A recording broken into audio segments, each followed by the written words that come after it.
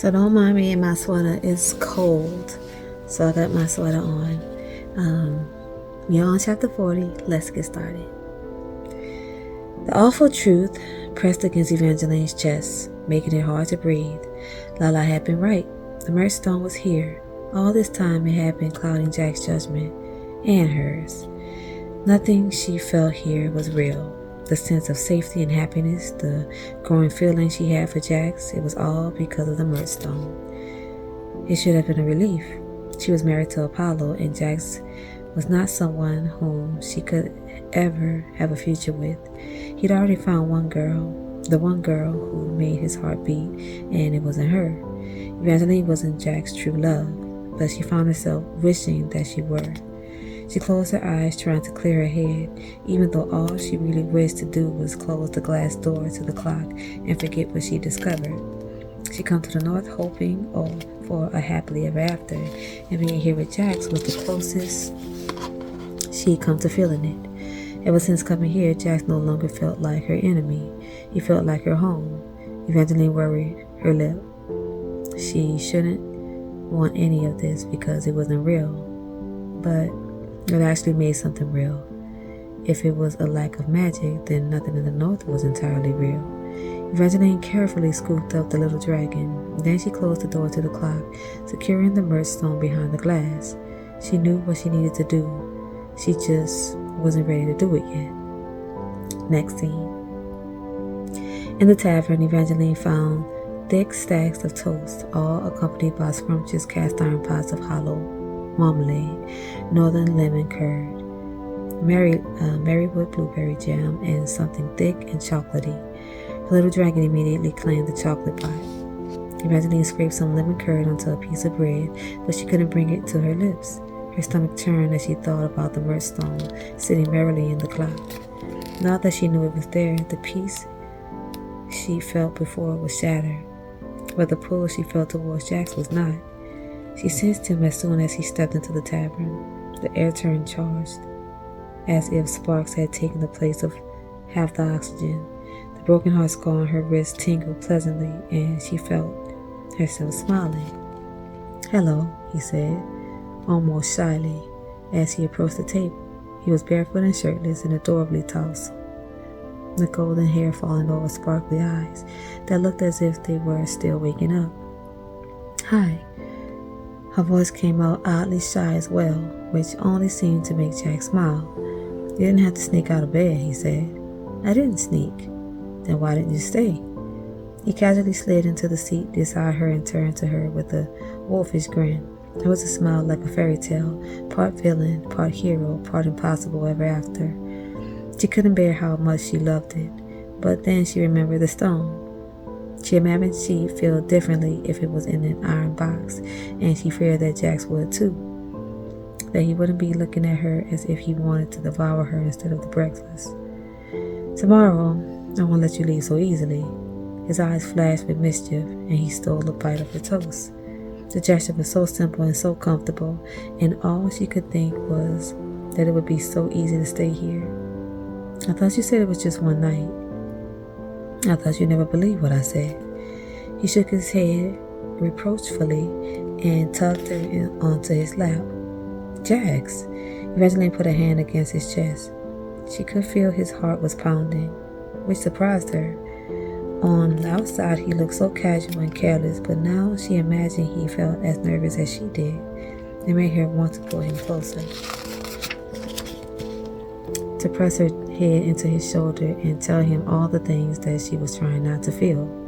She wrapped her arms around his neck, and for a second she held tight.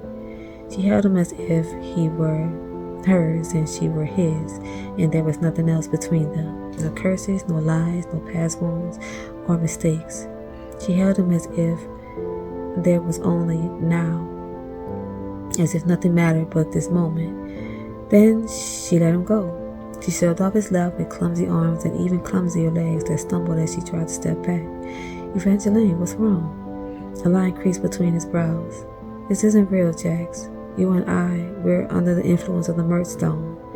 You think you would only feel this way about me because of a rock?" Jack's mouth clamped shut.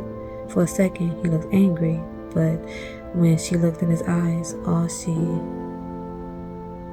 could see was hurt. Evangeline wanted to take the words back. She didn't want to cause him pain. She didn't want to do this at all. But she knew they couldn't stay here, even for another day, because she feared one day wouldn't be enough. There would never be enough. If Evangeline stayed here with Jax, she would be like Petra, holding on to him the way that Petra had held on her youth and her stone, willing to do whatever she needed to keep them. I don't think I know. She picked up the empty cast iron jar of chocolate along with the lid. I found the merch stone this morning. It's in the clock in the hall. Evangeline. She heard him jump up from his seat, but she didn't turn around. The sooner she did this, the better off they'd both be. She ran to the hall. Wait. Jax grabbed her hand and spun her away from the clock. His face was pale and his eyes were glassy with red. She hated that she heard him, but she shuddered her expression. In a minute, they both felt differently. Jax wanted the stones more than anything else, and she wanted to save Apollo. She wanted a happily ever after, and she wanted it to be real and true and not because of magic. Whatever it is, Jax, you won't feel the same in a minute. He swallowed hard and clenched his jaw. You have no idea what I'm feeling now. He looked at her lips, and the most tortured expression she'd ever seen crossed his face. When Jax wanted something, it was with an intensity that could break worlds and build kingdoms. That was the energy pouring off him now, as if he wanted to destroy her and make her his queen all at once. And it was also tempting to let him. Magic crackled in the silver of space between them, golden and electric and alive. It felt like the end of a fairy tale, when one kiss had more power than 1,000 words or 100 spells. Evangeline imagined drawing closer, pressing her lips to Jax, and spending eternity lost in one never-ending kiss. This isn't real, Jax. Each word hurt to say. But Evangeline knew that although the words were painful, at least they were true. This place is the enchantment of a fairy tale without any of the curses or the monsters, but there are still curses and monsters out there. Apollo is still out there. Apollo is fine. Jax cut in, angry, as he said the prince's name. Chaos found him, and I saw him when I was away. Apollo is comfortably locked away in Chaos' castle, where no one else can hurt him, and he can't hurt you. But he also can't live like that. He can't live like this. Evangeline pulled her hand from Jax, and before he could stop her, she turned toward the clock. She opened the door to the pendulum, snatched the merch stone, and shoved it into the iron jar. That hurt. That hurt to read. Why did that hurt? I know y'all heard it in my voice when I was reading.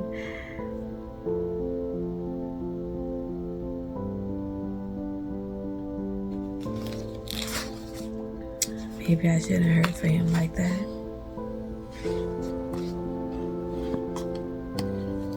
It hurt.